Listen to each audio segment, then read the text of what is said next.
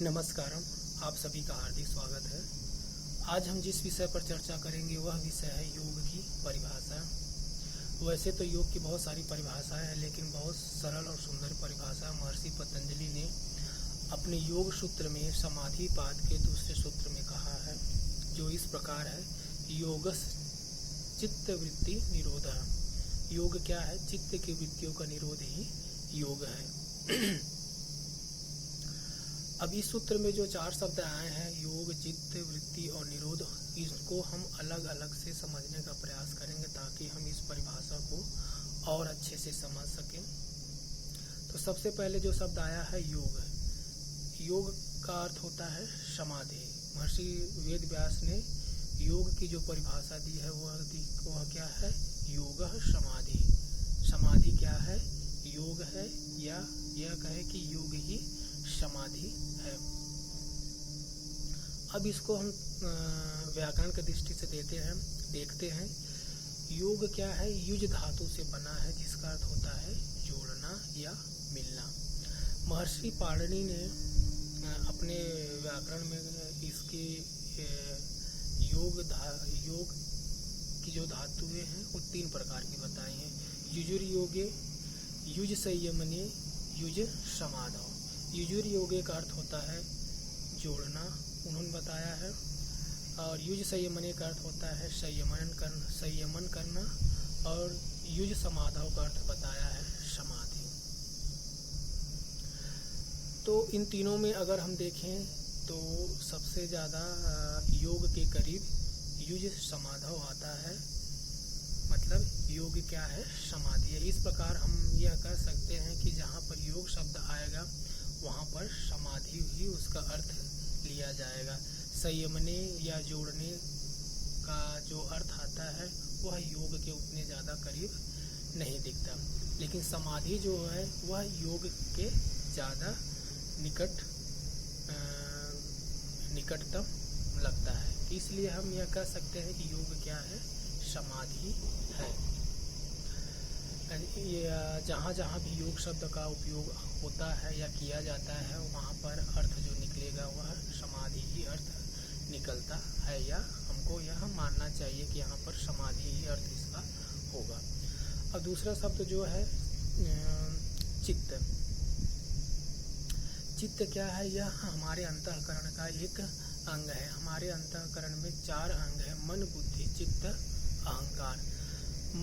मन का कार्य होता है संकल्प विकल्प करना, बुद्धि का कार्य है निर्णय लेना, अहंकार का कार्य है अहम भाव को जागृत करना, चित्त का जो कार्य है इसमें हमारे जो विचार हैं वह इसमें आकर इकट्ठे होते हैं, संग्रहित होते हैं। यह एक बैंक की तरह कार्य करता है। जैसे हम बैंक में पैसा जमा करते हैं और वहाँ से निकालते हैं, उसी तरह चित्त में क्या होता है? विचारों का आना और जाना।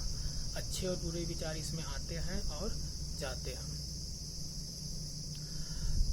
अब हम जानते हैं कि चित्त क्या खुद से अपना कार्य करता है या किसी के द्वारा यह प्रेरित होता है।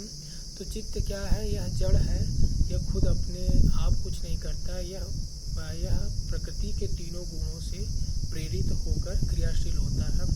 सत्व, रज, तम इन गुणों से प्रेरित होकर चित्त क्रियाशील होता है। जब सतोगुण बढ़ता है तो सात्विक विचार आते हैं, जब रजोगुण बढ़ता है तो राजसिक विचार आते हैं, जब तमोगुण बढ़ता है तो तामसिक विचार आते हैं। तो इस प्रकार हम यह कह सकते हैं कि चित्त अपने आप खुद नहीं करता है, यह 3 गुणों से प्रेरित होकर क्रियाशील होता है, या इसमें जो विचार आते हैं और जाते हैं वह 3 गुणों से प्रेरित होकर आते और जाते हैं। अब तीसरा शब्द जो है वह है वृत्ति। वृत्ति का अर्थ होता है, अपन यह समझ सकते हैं कि विनिमय होना, विचारों का विनिमय होना या आदान प्रदान होना। तो चित्त में क्या होता है? वृत्तियों का या विचारों का आदान प्रदान होना ही क्या कहेंगे हम यहाँ पर? वृत्ति कहेंगे। अब चौथा शब्द है निरोध। निरोध का अर्थ यहाँ पर होता है रोकने से। जैसे हम दरवाजे के सामने पर्दा लगाते हैं तो जो सूर्य की जो रोशनी है वह अंदर नहीं आ पाती, या जैसे हम चेहरे के ऊपर मास्क लगाते हैं तो जो वायरस है वह हमारे नाक और मुंह के पास तो निरोध का अर्थ होता है यहाँ पर रोकने से। तो अब हम देखते हैं योग चित्त वृत्ति निरोधा। योग क्या है? चित्त की वृत्तियों का निरोध ही योग है। जब चित्त की वृत्तियों का निरोध हो जाता है तब वह अवस्था क्या कहलाती है? योग की अवस्था कहलाती है। अब हम यह देखते हैं, जानने का प्रयास करेंगे कि जब साधक की चित्त की वृत्तियों का निरोध हो जाता है तब उसे किस चीज की प्राप्ति होती है। जैसे कि इस परिभाषा में कहा गया है कि योग चित्त वृत्ति निरोध है, चित्त की वृत्तियों का निरोध ही योग है। तो इसका फल साधक को क्या मिलेगा? तो अगले सूत्र में महर्षि पतंजलि कहते हैं तदा द्रष्टु स्वरूपे अवस्थानम, तब दृष्टा को अपने स्वरूप की प्राप्ति हो जाती है। वह या तब दृष्टा अपने स्वरूप में स्थित हो जाता है। अब हम इसको थोड़ा सा समझने का प्रयास करेंगे इस सूत्र को। तब मतलब जब साधक की चित्त के वृत्तियों का निरोध हो जाता है। यहाँ पर तब शब्द का अर्थ हम जानेंगे कि जब साधक की वृत्तियों का निरोध हो जाता है वह अवस्था दृष्टा मतलब साधक, स्वरूपे मतलब उसका जो स्वरूप है उसमें अवस्थान मतलब स्थित हो जाता है। दृष्टा का हमने अर्थ जान लिया कि जब दृष्टा मतलब साधक। तो जब चित्त की वृत्तियों का निरोध हो जाता है तब साधक अपने स्वरूप में स्थित हो जाता है। यहाँ पर अवस्था का मतलब है कि वह उसका जो स्वरूप है उसमें स्थित हो जाना। तो साधक अपने स्वरूप का अनुभव कर लेता है, या हम ये कहें कि उसे अपने स्वरूप की प्राप्ति हो जाती है। तो साधक जिस स्वरूप की अनुभव करता है वह है सच्चित आनंद रूप।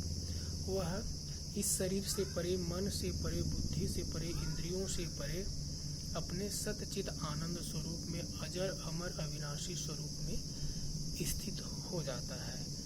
तो इस तीसरे सूत्र के अर्थ से हम यह समझेंगे या यह समझे कि जब चित्त की वृत्तियों का निरोध हो जाता है तब साधक अपने सच्चित आनंद स्वरूप में, जो इस शरीर से परे, मन से परे, बुद्धियों से परे है, जो तीनों काल में एक जैसा रहता है, उस स्वरूप में साधक क्या है? स्थित हो जाता है। तो यहाँ पर हमने जाना योग की परिभाषा, और जब साधक योग को प्राप्त कर लेता है तब उसको किस फल की प्राप्ति होती है इसके बारे में भी हमने जाना। तो यह योग की सबसे सरल और सुंदर परिभाषा है जो आमतौर पर यूज़ की जाती है, या आमतौर पर यह बताया जाता है योग के बारे में, या योग को अगर हम परिभाषित करना चाहें तो यह जो परिभाषा है सबसे सरल और सुंदर परिभाषा के रूप में उपयोग की जाती है। आज के लिए इतना ही।